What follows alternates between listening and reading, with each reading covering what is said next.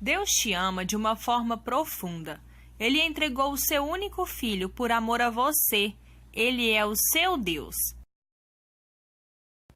Segundo Reis 22. Josias tinha 8 anos de idade quando começou a reinar. Ele reinou 31 anos em Jerusalém. Sua mãe chamava-se Gedida, filha de Adaías. Ela era de Boscate. Ele agiu corretamente diante do Eterno e seguiu os passos de seu antepassado Davi, sem se desviar para a direita nem para a esquerda. No 18º ano do seu reinado, o rei Josias mandou o secretário do palácio, Safã, filho de Azalias e neto de Mesulão, ao templo do Eterno contar o dinheiro do templo do Eterno que o porteiro arrecadou do povo. Peça que ele entregue tudo ao superintendente da obra do templo do Eterno para pagar os que estão trabalhando na reforma do templo, os carpinteiros, os construtores e os pedreiros. Dê a ele autorização para comprar madeira e pedras lavradas para os reparos. Não precisa exigir recibo do dinheiro que você entregar, porque eles são pessoas honestas. O sacerdote principal, Ilquias, relatou a Safã, secretário do palácio: Acabei de encontrar o livro da revelação do Eterno, que contém as instruções do Eterno para nós. Encontrei-o no templo. Ele o entregou a Safã e este o leu. O secretário do palácio voltou ao rei e deu este relatório. Seus servos contaram o dinheiro que foi entregue no templo e entregaram para o superintendente dos que estão trabalhando na reforma. Depois Safã disse ao rei: O sacerdote principal Ilquias também me entregou um livro. O secretário do palácio leu o livro para o rei. Quando o rei ouviu o que estava escrito na revelação do Eterno, rasgou a própria roupa e deu esta ordem ao sacerdote Ilquias, a Aicã, filho de Safã, a Aquibor, filho de Micaías, ao próprio Safã e a Asaías, assistente do rei: Intercedam ao Eterno por mim e por todo o povo de Judá. Procurem saber o que fazer a respeito do que está escrito no livro que foi encontrado. O Eterno deve estar furioso conosco, pois nossos antepassados não obedeceram ao que está escrito neste livro, nem seguiram as instruções dele.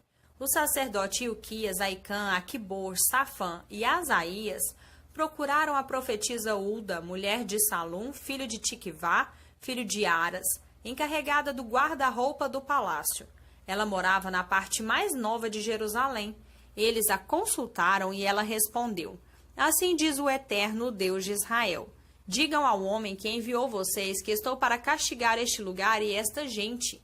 Todas as palavras escritas no livro que o rei de Judá acabou de ler serão cumpridas. Por quê? Porque este povo me abandonou e adorou outros deuses. Eles provocaram a minha ira quando começaram a fabricar ídolos. A minha ira se acendeu contra este lugar e ninguém a extinguirá. No entanto, já que o rei de Judá mandou vocês consultarem o Eterno, digam também a ele: Assim diz o Eterno sobre o livro que você leu. Já que você levou a sério as ameaças de castigo contra este lugar e esta gente, e já que você se humilhou arrependido, rasgando a própria roupa e chorando diante de mim, também vou levar você a sério. Assim diz o Eterno: Vou cuidar de você. Você morrerá tranquilo e será sepultado em paz. Não verá o castigo que trarei a este lugar. Os homens levaram a mensagem ao rei. Segundo Reis 23. O rei convocou imediatamente todas as autoridades de Judá e de Jerusalém, subiu ao templo do Eterno acompanhado de todos os homens de Judá, de todos os moradores de Jerusalém, desde os nobres até os mais simples, dos sacerdotes e dos profetas. Depois leu publicamente tudo o que estava escrito no livro da aliança encontrado no templo do Eterno. O rei ficou de pé, ao lado da coluna, e diante do Eterno fez um juramento, comprometendo-se a seguir ao Eterno e a confiar nele e a obedecer a ele. Prometeu acatar de corpo e alma as suas instruções com respeito ao que deveriam crer e fazer e praticar tudo o que estava prescrito na aliança, todas as coisas escritas no livro. O povo ficou de pé em sinal da concordância e todos se comprometeram também unanimemente. O rei ordenou ao sacerdote principal Ilquias, aos sacerdotes auxiliares e à guarda do templo que tirassem do templo do Eterno tudo que estivesse ligado à adoração a Baal, e a Será e aos poderes cósmicos e que o limpassem. Depois determinou que tudo fosse queimado fora de Jerusalém, nos campos do Cedron, jogando as cinzas em Betel. Ele despediu os sacerdotes pagãos que os reis de Judá tinham contratado para supervisionar os altares das divindades ligadas às orgias religiosas na cidade de Judá e nos arredores de Jerusalém. Limpou a nação da poluição do incenso contínuo oferecido a Baal, ao sol, à lua, aos astros e a todos os poderes cósmicos. Retirou o poste sagrado de Aserá do templo do Eterno e o levou para o vale de Cedron, fora de Jerusalém, onde o queimou. Depois espalhou as cinzas no cemitério. Derrubou os aposentos dos prostitutos cultuais que tinham sido construídos no templo do Eterno, que as mulheres também usavam para tecer tendas para os postes de Aserá. Eliminou da cidade de Judá os sacerdotes pagãos e derrubou os altares às divindades ligadas às orgias religiosas, nos quais estes sacerdotes ofereciam incenso desde Geba até Berseba. Derrubou também os altares da entrada de Josué, governador da cidade, os altares que ficavam do lado esquerdo de quem entra. Apesar de esses sacerdotes não terem profanado o altar do Eterno em Jerusalém, eles comiam com seus colegas sacerdotes, por isso também foram eliminados. Depois Josias destruiu Tofete no vale de Ben-Hinom, para que não mais sacrificassem seus filhos a Moloque. Demoliu as estátuas de cavalos que os reis de Judá tinham posto na entrada do templo em honra ao Deus Sol. Eles ficavam no pátio, perto da sala do oficial Natã-Meleque. Ele queimou os carros consagrados ao sol. O rei esmigalhou os altares do terraço de Acás, os altares erguidos pelos reis de Judá e os altares de Manassés, espalhados pelo pátio do templo. Retirou todo o entulho deles e jogou no vale do Cedron. O rei também retirou todos os altares das divindades ligadas às orgias religiosas, espalhados a leste de Jerusalém, na encosta sul da colina da destruição. Os que o rei Salomão tinha construído para a deusa prostituta Aserá, dos Sidônios, para Camus, o ídolo dos Moabitas, e para Moloque, o deus abominável dos Amonitas. Quebrou os altares, reduziu a nada os postes sagrados de Aserá e espalhou ossos humanos sobre eles. Depois foi a vez do altar de Betel, que Jeroboão, filho de Nebate, tinha construído, o mesmo Jeroboão que levou Israel a viver em pecado. Quebrou o altar, queimou o santuário, reduzindo tudo a cinzas. Depois queimou também o poste sagrado de Aserá. Josias olhou ao redor e viu os túmulos no alto da colina. Ele mandou que se retirassem os ossos e os cremassem sobre as ruínas dos altares, para profanar os altares pagãos. Assim cumpriu-se a palavra do Eterno dita pelo homem de Deus, muito antes, quando Jeroboão se pusera ao lado do altar na santa convocação. Então o rei perguntou: que monumento é este? Os homens da cidade disseram: é o túmulo do homem de Deus, que profetizou contra o altar de Betel que você acabou de cumprir. Josias disse: deixem os ossos dele em paz. Então deixaram os ossos dele com os ossos do profeta de Samaria. Mas Josias não parou por aí.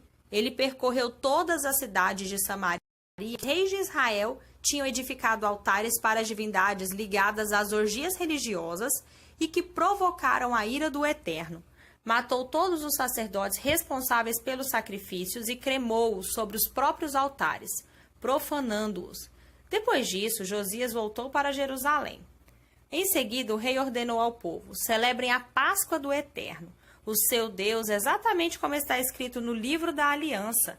A Páscoa não era celebrada desde os dias dos juízes de Israel. Nenhum dos reis de Judá ou de Israel a tinha celebrado. Mas no 18º ano do rei Josias, foi celebrada a Páscoa perante o Eterno em Jerusalém. Josias limpou a terra, eliminando os que consultavam espíritos, os ídolos domésticos e as imagens esculpidas, todo tipo de relíquias e imagens obscenas e profanas espalhadas por todos os cantos de Judá e Jerusalém. Josias fez isso para cumprir as palavras da revelação do Eterno, registradas no livro que o sacerdote Ilquias encontrou no templo do Eterno. Não houve antes nem depois outro rei comparável a Josias, que se mostrasse de corpo e alma obediente ao Eterno, em seguir as instruções reveladas e registradas por Moisés. Nunca mais se viu um rei como Josias. Mas apesar de Josias, a ira do Eterno não se extinguiu por causa de tudo que Manassés tinha feito para provocar a sua ira. Por isso, o Eterno disse: eliminarei Judá da minha presença, da mesma forma em que eliminei Israel. Virarei as costas para a cidade de Jerusalém, que escolhi, também para o templo, a respeito do qual eu disse: meu nome habitará aqui para sempre. O restante da vida e dos feitos de Josias está escrito nas crônicas dos reis de Judá. Josias morreu quando Faraó Neco, rei do Egito, aliou-se ao rei da Síria, na região do rio Eufrates. Josias tentou resistir em Megido, mas Neco o matou ali. Os servos de Josias levaram seu corpo num carro de volta para Jerusalém, onde o sepultaram no seu túmulo. O povo escolheu Jeoacás, filho de Josias, e ungiu rei para... Jeoacás tinha 23 anos de idade quando começou a reinar.